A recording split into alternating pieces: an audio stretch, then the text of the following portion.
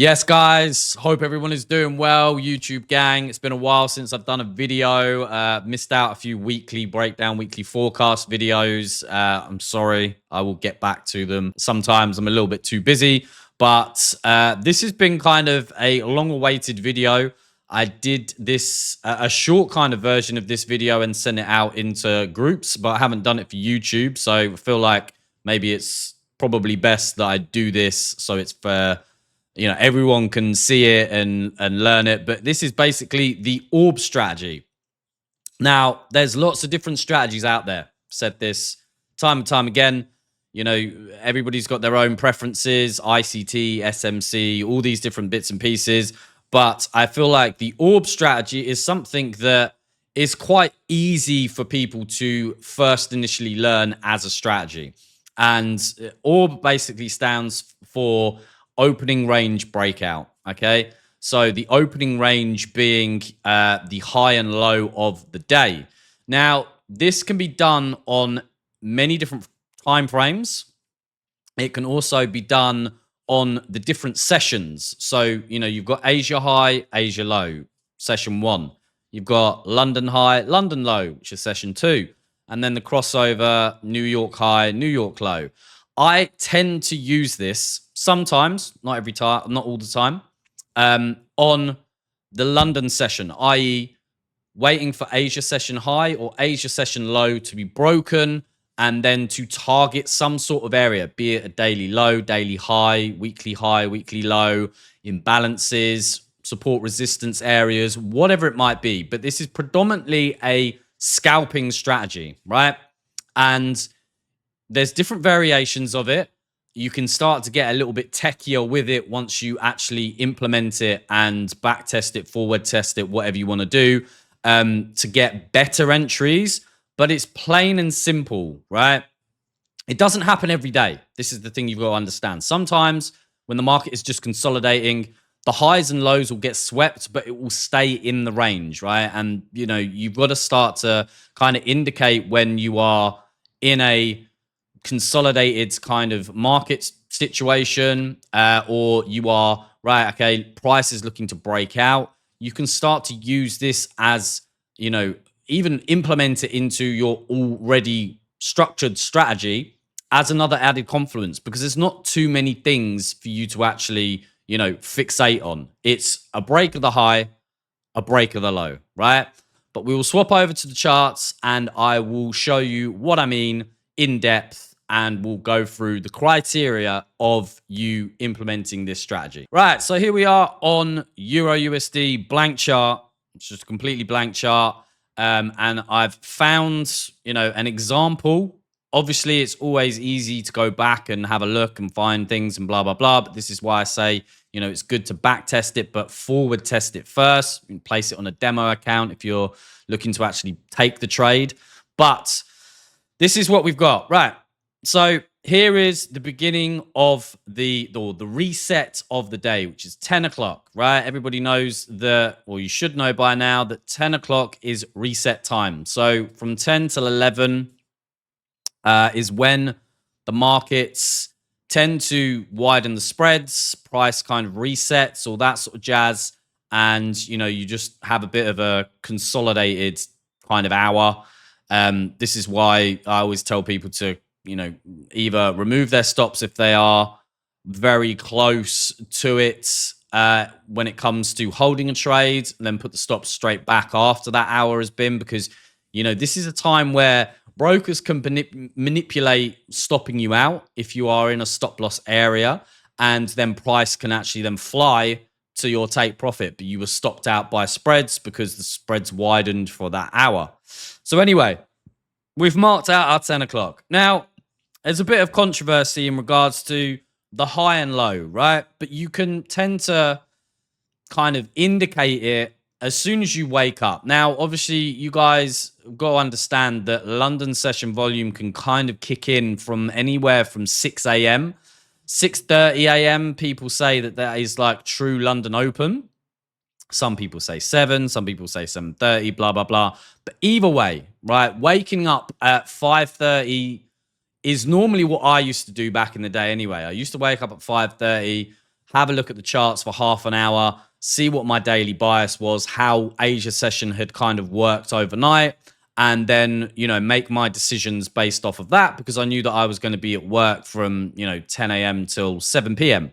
So anyway, we've got the 10 a.m. reset. This is Sunday market open right here, okay? So obviously the market closed here at 9:45 is this 15-minute time frame. 10 o'clock is Sunday market open, right? So I've marked out the Asia high. This is the highest that Asia got to over the course of the hours that it was, right? And then 5:45 was Asia session low. Okay, so this is where Asia session low and Asia session high. This is your orb. This is your range, your Asia session range, right? Because let's just, for argument's sake, say where did the volume come in? Well, it was around 7, okay, or maybe a little bit earlier. Could be 6:15, blah blah blah, 6 o'clock. But let's just say that 6, okay, is where we believe that London session is going to be starting to look to kick in. Okay, so we've got the low. The low has been broken out here. Okay, now we've had a close below. This is where I say that there's multiple different ways that you can trade this strategy. I've seen some people say as soon as they see that close out of the range, they take a position. I don't like to do that. I like to see if there is going to be some sort of continuation and not a fake out, right? Because we can have price break out of the range and then the initial candle break back in. And if you've taken a position here, a sell position, because we've broken out of the low and the next candle is bullish and breaks back into the range, you've kind of fucked yourself, because it's more than likely that price is going to continue in that range or head to the Asia high. So we've broken out of this range. So I like to wait for the low of where, the lower low of where London session is going to produce it, and then the retest of the range. Okay, the retest being the retest of Asia low. So if you can see here, we had the breakout, right? We had the retest, we had another push down, and then we had another retest, right? So this is where it can get a little bit kind of mind-boggling, and do I hold this position? But either or, right? What I always like to wait for is this low to be broken, i.e. a good strong break of that low, right, to take a position. Sometimes you can take a position off of the retest. Retest positions are pretty good as well. I have taken them off of that.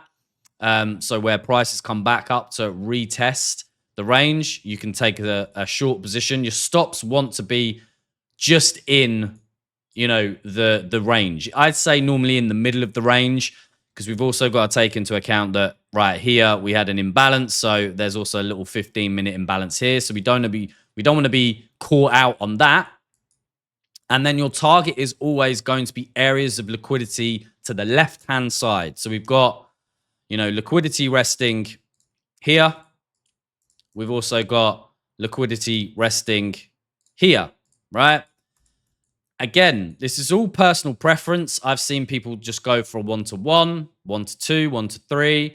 I like to go and try and push it a little bit, because at the end of the day, you should have done your top-down analysis, i.e. looking at the daily, looking at the weekly, the hourly, the 4-hourly, blah, blah, blah. And then you can kind of work your daily bias off of this orb as to where to target, okay? So I would have been quite happy targeting these lows here. It's a good 2 risk to rewards, right? And that would have been nice. It would have continued going as well. It actually went down to these areas of liquidity here to the T. So again, target is kind of personal preference. It's down to you. But like I said, I always like to try and target some areas of liquidity. This is where I'm saying you can start to then build on top of this, right? To the left here, we can see that we had a push to the upside, right? This is where the push was, and this is where the breakout of the trend was, okay? So we already know that price is looking to push lower because we've broken out of this uptrend. We failed to break this high here, right? So this is another confluence. You start to add confluences onto it. Where you want to, you can use this to get a little bit more techier is, so obviously we've had the breakout of the Asia range, right? But right here, we can see that price wants to push down because we've had a big volume 15-minute candle here, okay? We've had a lot of consolidation, sideways, choppy market, right? But then this right here has been selling pressure coming into the market earlier on, 5:30 a.m., okay? What did this cause? It caused an imbalance, right? So we've got 1, 2, 3, 4 bearish candles, which is a good indication that price wants to continue pushing to lower prices. So right there, you could have waited for the retest of this imbalance and then taken a position off of there, stop spot above the high, and then targeting the same areas, right? And it would have been an even better risk to rewards. Also, what we've had here is, you can see there's one 15-minute imbalance, but to the left-hand side, we've got a 15-minute imbalance here, right? Which price has tapped into a few times, but has also flipped inverted, i.e., we've respected it once, twice, right? But we've also broken back below, caused another 15-minute imbalance here, right? There. And this is where price is tapping into, failing to break above, almost closing orders out, and then dropped again. So this is where I'm saying there's multiple things that you can start to indicate and use as confluences to take the trade off of. Do you know what I mean? Inverted imbalance here, 15-minute imbalance created from the breakout, retested once, dropped, more money's been taken out, and it's just flooded. You know, some people might say that this right here is a 15-minute order block.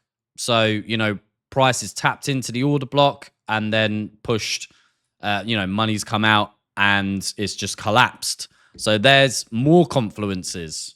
So again, this is where it is. That is the base model, the breakout, the retest, and then the push down. That is the base model of the orb strategy. For me, breakout, retest, and then drop. That is what I'm looking for. The retest, right? Rejection of that, some sort of bearish engulfing candle, and then I'm getting in, right? Here, stops just in the 50% of the range, and then I'm targeting the next area of liquidity. I'll see if I can find a buy position that you would have been able to take the orb strategy off as well. Got the low right there, Asia low. And then we've got a little bit tougher, but still. Let's just go with Asia high here. So this one's a little bit more choppier. This is where I'm saying sometimes you do have to kind of wing it a little bit. But, you know, we've got volume pushing to the upside. We've got a bullish 15-minute candle push to the upside, which created a 15-minute imbalance, right? So, again, we broke out, but we're kind of just bouncing around. For me, and this is just, again, experience, right? We had a kick down into this imbalance and then this 15-minute breakout again, 15-minute bullish engulfing. But it would have been a very tough one in real time. But break out the range again, the retest of the 15-minute candle here and the close above, that would have been enough for me to stops just below the low. And then looking to the left-hand side, where would be our target? Okay, this high here. I already know that we didn't actually break this high, but that would have been my target. But again, once you've moved into a decent amount of profit, you are already bringing your stops to entry anyway, scaling off some profit. So that is kind of on the buy side, but you've got to just start marking out and being able to indicate your high and low of the Asia range, and then working off of that. Okay. And like I said, when you start to get a bit techier with it, you can then start to indicate things within that range to be able to take a position off. 15-minute bearish engulfing candle that causes imbalance. Right. It's inside the range, but price is looking to push lower. So that will be my target of entry. But I just find it's a safer bet waiting for the breakout and the retest. I've seen the orb strategy work more with breakout and retests of the range and then drop than I have anything else. Okay.